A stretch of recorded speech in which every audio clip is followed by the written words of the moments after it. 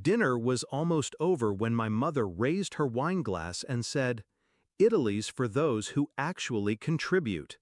The way she looked at me when she said it, like I wasn't even at the table. My sister didn't miss a beat. She smirked, swirling her cocktail like she'd earned it. "Just be happy we told you it all." I nodded, smiled, sliced into my salmon with surgical calm. "Thanks for the honesty," I said. That was the last thing I said before I excused myself, kissed my niece goodnight, and walked out. They didn't know I was the one who booked the flights, the hotels, the museum passes, the transfers. They didn't know the payment portal they used was mine. Because when Dad died, they leaned on me for everything: paperwork, credit, coordination. I stepped up because I thought, finally, now we can be a real family. But real families don't plan trips to Tuscany and leave you out because you're too quiet. They don't toast to exclusion. I noticed the shift 6 months ago. Group chats without me. Calls that went dead when I joined. Dinner plans that somehow never included my name on the reservation. At first, I rationalized it.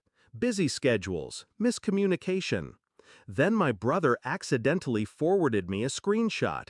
A message from my sister: "Don't tell them about the trip until it's booked. We can't afford to split 5 ways." And there it was. They had no problem using my card. They just had a problem using my name. So I didn't argue, didn't ask to be included, didn't cry. I planned. First, I checked the itinerary. They were set to fly out Sunday at 6:10 a.m. Round trip, multi-city, 6 passengers, all of it under my login, all of it tied to my corporate rewards account. They used me, so I used what they gave me: control. When I got home from dinner, I logged in, shut down the payment portal, revoked all device access, canceled every ticket, blocked them from logging back in. 5 minutes of work, done. At 5:17 a.m., my phone buzzed. "Brother, we can't board. Call the airline." I turned over and went back to sleep. By 6 a.m., I had 7 missed calls. Then the first voicemail from my mother. Tight, clipped voice, controlled panic. "There's been some kind of error. They said the payment didn't clear. Can you check?" At 6:25 a.m., my sister finally cracked. "What the hell did you do? They're saying we have no reservation. We're standing here with bags and nothing."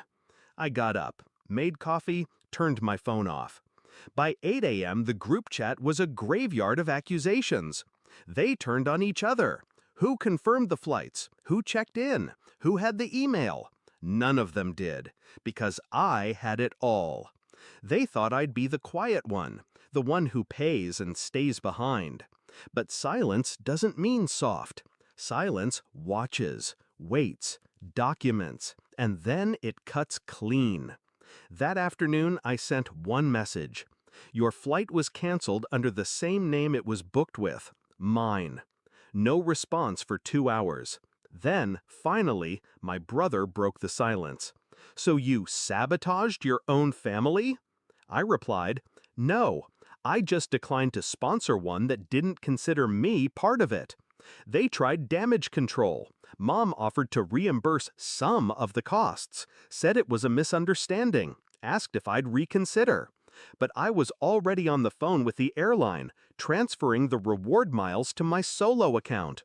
2 weeks later, I was in Florence, alone and peaceful.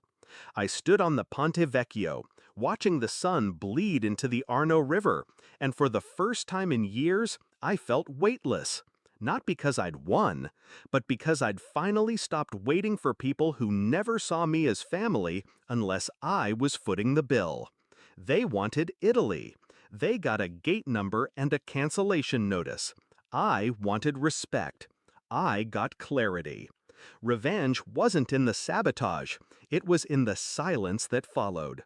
Because now they know I'm not the backup plan. I'm the system they took for granted and shut down by my hand.